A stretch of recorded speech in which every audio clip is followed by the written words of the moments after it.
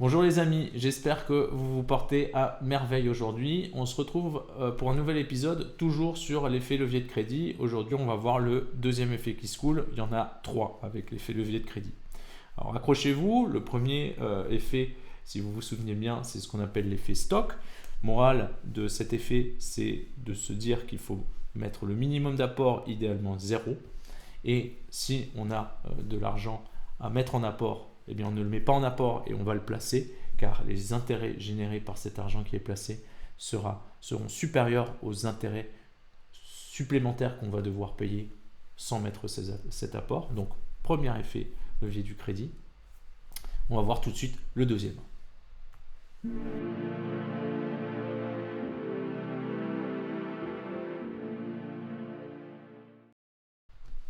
Donc les amis, bonjour, je suis ravi de vous retrouver pour ce nouvel épisode.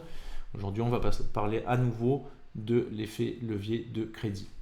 Avant d'attaquer, petit rappel, je m'appelle Mathieu, je fais du conseil en création et gestion de patrimoine. Ma mission au travers de cette chaîne, c'est de partager avec vous les outils, les techniques que j'utilise avec mes clients, afin de développer leur indépendance financière. Pourquoi je fais ça? Eh bien parce que je me rends compte autour de moi que très peu de gens ont les connaissances et les outils nécessaires qui pourraient leur permettre de développer leur indépendance financière et de faire les bons choix quand il s'agit de placer leur argent et de le faire fructifier.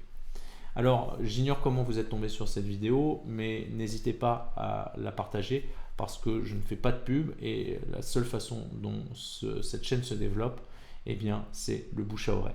Si vous connaissez quelqu'un qui pourrait être intéressé ou que ces vidéos, ces épisodes peuvent aider, eh bien, n'hésitez pas. Vous ferez sûrement un heureux. Voilà. Alors aujourd'hui, on va réattaquer avec l'effet levier crédit. Comme on l'a vu dans des épisodes précédents, eh bien, avoir recours à l'endettement, si on achète de l'actif, bien sûr, eh bien, ça peut être un levier d'enrichissement magique. Pourquoi? Eh bien, parce qu'on fait travailler l'argent de la banque pour soi. En échange, on paye un peu d'intérêt. Alors, le deuxième effet levier de crédit, ça s'appelle l'effet flux. On a vu dans un épisode précédent l'effet stock. Et bien donc maintenant, effet flux. Donc l'effet flux, comment ça se passe? On va reprendre donc l'exemple de l'épisode précédent. Vous avez 200 000 euros à votre disposition. Votre idée, c'était d'acheter un appartement avec cette somme. Moi, j'ai dit non. Qu'est-ce qu'on va faire? On va emprunter la somme et en même temps, les 200 000 euros, on ne va pas les mettre dans une Porsche. Non. La Porsche, c'est du passif. Elle ne rapporte rien, à part faire gonfler l'ego peut-être. Et on place donc ces 200 000 euros. Et les intérêts générés par les 200 000 euros placés sont supérieurs aux intérêts qu'on a à payer dans le prêt. Donc ça, c'était pour la première mécanique. La deuxième mécanique, c'est donc on emprunte ces 200 000 euros. Et on va voir qu'est-ce qui se passe au niveau du flux. Donc là, on voit en gros, suivant la durée, eh bien, le montant des mensualités. Alors bien sûr, votre banquier, lui, son intérêt, c'est que vous empruntiez sur la plus courte période parce que ça minimise le risque pour la banque. C'est pour ça que souvent, les banquiers veulent que vous mettiez un maximum d'apport. Non, faut pas en mettre. Ou un minimum, mais vraiment le but, c'est 0. Et emprunter sur une durée courte parce que pour la banque, eh bien, ça représente moins de risque. Eh bien, on va voir qu'en fait, et votre banquier, il n'est pas méchant, il protège les intérêts de la banque qui est son employeur. Eh bien, on va voir que ce n'est pas le bon réflexe. Et moi, de la même façon, auparavant, je pensais, si je prends un crédit, eh bien, je prends sur la plus courte durée, comme ça, j'en suis débarrassé. Eh bien, on va voir, en fait, que je me trompais, et oui, encore une fois, et que, idéalement, il vaut mieux emprunter sur la plus longue durée possible. Alors, vous allez me dire, mais pourquoi les intérêts du crédit sont plus importants? Alors oui, c'est vrai. Regardons dans le détail comment ça se passe. Donc, on a la durée de 10 à 25 ans. On a les mensualités qui, bien sûr, plus on emprunte sur longtemps, plus les mensualités baissent. Mais par contre, le taux du crédit, lui, est plus important. Donc, on va prendre 15 ans et 25 ans pour l'illustration. Donc, on voit à 15 ans, aujourd'hui, on va être à 3,19 et sur 25 ans, on va être à 3,43. Donc, ça donne des mensualités sur 15 ans de 1 400 euros. Ça, votre banquier, il va vous pousser à prendre plutôt cette mensualité-là. Moi, je vais vous dire non, on va plutôt prendre la mensualité à 994. À 3,43%, vous allez me dire, mais je paye plus d'intérêt. Attendez. La différence, c'est quoi là? Eh bien, c'est 406 euros. Alors ces 406 €, une fois de plus, c'est pas pour faire la fête ou acheter des bouteilles de champagne en boîte de nuit. Non, non, non, non, non, non. Vous allez voir ce qu'on fait. On va voir aussi la différence, bien sûr, sur les intérêts. Donc le coût total du crédit, donc les intérêts. Sur 15 ans, on aura 52 000 pratiquement euros d'intérêt à payer, c'est déjà pas mal. Et sur 25 ans, on a pratiquement 100 000 euros d'intérêt à payer. Vous allez me dire, c'est énorme. Donc, une différence entre 15 et 25 ans, de 46 000 euros d'intérêt. Comment ça se passe? On garde ça en tête et on va prendre ces 400 euros. On va voir ce qui se passe si on les met sous le matelas tous les mois pendant 15 ans.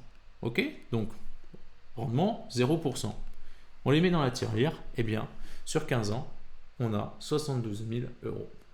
Donc, vous voyez déjà que sans avoir placé cet argent juste en l'épargnant, on a un résultat qui est supérieur aux intérêts qu'on a payés.